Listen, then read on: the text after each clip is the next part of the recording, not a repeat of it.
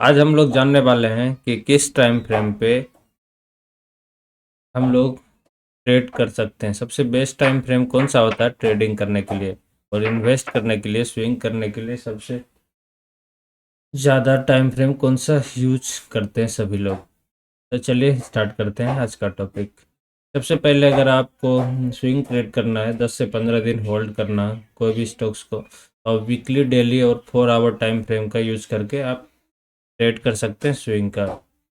उसके बाद आपको अगर इंट्राडे ट्रेड करना है तो उसके लिए सबसे पहले आपको वीकली चार्ट पे फॉर्मेट लाना है। चार्ट को वीकली में करना है, जैसे कि वीकली में है, क्लियर दिख रहा है चार्ट। उसके बाद आपको रेसिस्टेंस और सपोर्ट ड्रॉ कर लेना है चार्ट पे, जैसे कि हमने यहाँ पे सपोर्ट और रेसिस्टेंस ड्रॉ कर लिया। ये हमारा रेसिस्टेंस हो गया, देख सकते हैं। सेंसेक्स का चार्ट है।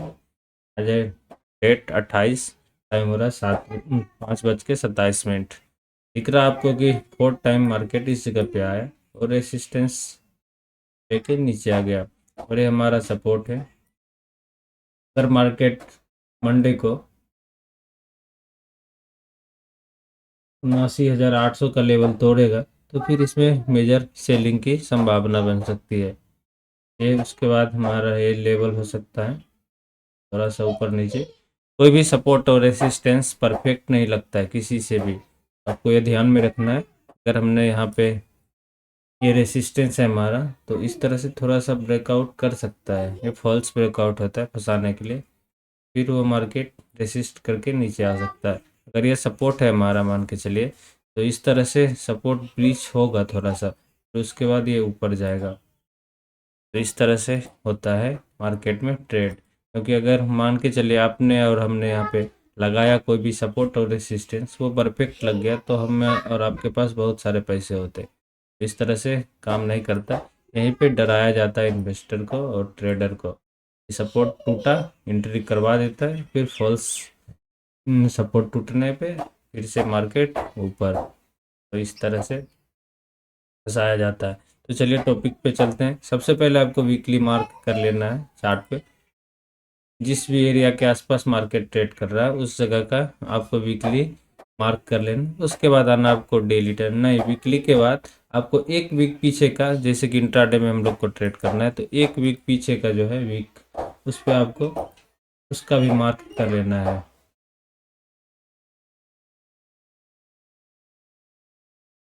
वीकली मार्क आपको पूरा चार्ट का भी करना है। उसके बाद उसके एक दिन पीछे का वीकली मार्क कर लेना है। उसके बाद आ जाना आपको डेली टाइम फ्रेम पे। जैसे आप डेली टाइम फ्रेम पे आएंगे तो आपको दिखने लगेगा मार्केट में सपोर्ट और रेसिस्टेंस का फिर खेल। उसके बाद इसका आप नाम भी रख सकते हैं, कौन सा आपका डेली टाइम फ्रेम का सपोर्ट है, कौन सा आपका वीकली टाइम फ्रेम का सपोर्ट रेसिस्टेंस है। तो आप इसको अपने चार्ट पे S1, S2, R1, R2 कर सकते हैं। इसका कलर चेंज कर सकते हैं। उसके बाद आपको आना है 2 आवरली टाइम फ्रेम पे। जैसे कि आपको स्क्रीन पे अब क्लियर दिखने लगा होगा कि मार्केट किस तरह से बिहेव करता है लाइव मार्केट में। ये 2 आवरली टाइम फ्रेम का चार्ट है। उसके बाद आपको आ जाना है 15 मिनट के टाइम फ्रेम पे। ये है 15 मिनट का टाइम फ्रेम। अब इसके बाद आपको जहाँ पे भी सपोर्ट और रेसिस्टेंस दिखे तो आपको मार्क कर लेना है। डेली टाइम फ्रेम का भी मार्क करना होता है। डेली टाइम फ्रेम का लो और हाई मार्क करना होता है इंट्राडे ट्रेड करने के लिए। ये हमारा डेली टाइम फ्रेम का हाई और लो है। अगर हम मंडे को ट्रेड करेंगे तो ये हमें मार्क करना होगा। उसके बाद वीकली का, डेली का मार्क कर लिया हमने। डेली में कहाँ पे रेसिस्टेंस सपोर्ट है ये मार्क करने के बाद 15 मिनट में आ जाना है। 15 मिनट पे अभी हमें ये एंट्री और एग्जिट दिलाएगा। मान के चलिए ये हमारा सपोर्ट एरिया है। अगर 15 मिनट पे कैंडल इस जगह पे थोड़ा सा ब्रेकआउट देता है, क्लियरली ब्रेकआउट देता है, उसके बाद अगर रिटेस्ट करके गिरने लगे 5 मिनट के टाइम फ्रेम पे, तो हम यहाँ पे सेल साइड का एंट्री बनाएंगे। अगर मान के चलिए कैंडल ने ब्रेकआउट किया 15 मिनट पे, बट बिग नीचे रह गया, उसके बाद मार्केट ऊपर चला गया, आप 5 मिनट में देखेंगे तो उसका ना परफेक्ट वो आ गया था नीचे, तरह से कैंडल आ गया था नीचे की ओर। बट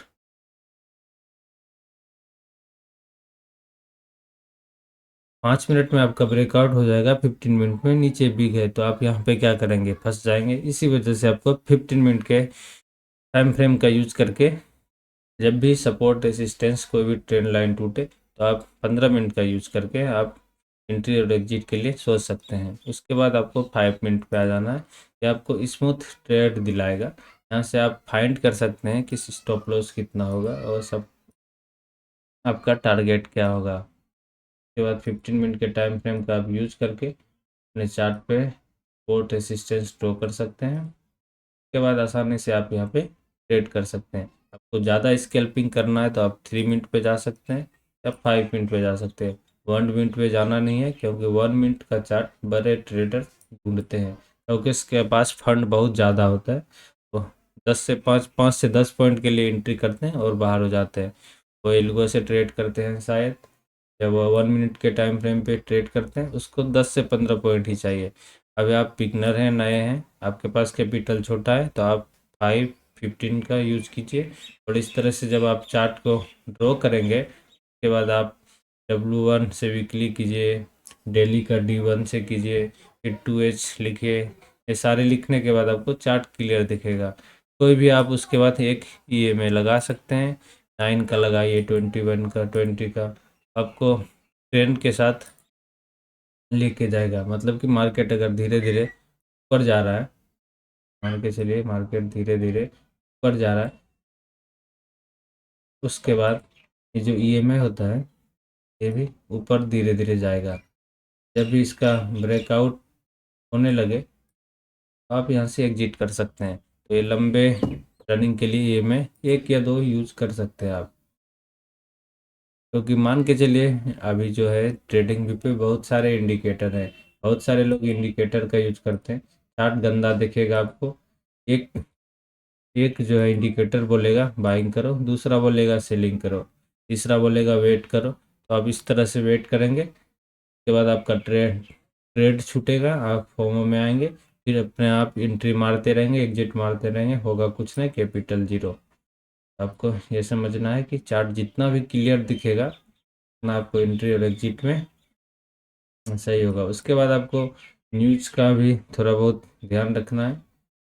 जैसे कि सेंसेक्स में ट्रेड करते हैं तो निफ्टी को भी देखना है, बैंक निफ्टी को भी देखना है। अगर निफ्टी बैंक निफ्टी ऊपर जा रहा है, सेंसेक्स नीचे जा रहा है, तो सेंसेक्स कभी भी ऊपर की ओर पलट सकता है।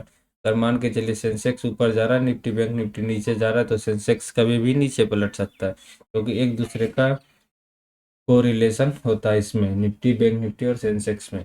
इस तरह से आपको ट्रेड करना है। और वेटेज ध्यान रखना है, हमने वेटेज का वीडियो बनाया है इसी चैनल पे, आप ढूंढ सकते हैं कि किस स्टॉक्स का कितना वेटेज निफ्टी 50 में है।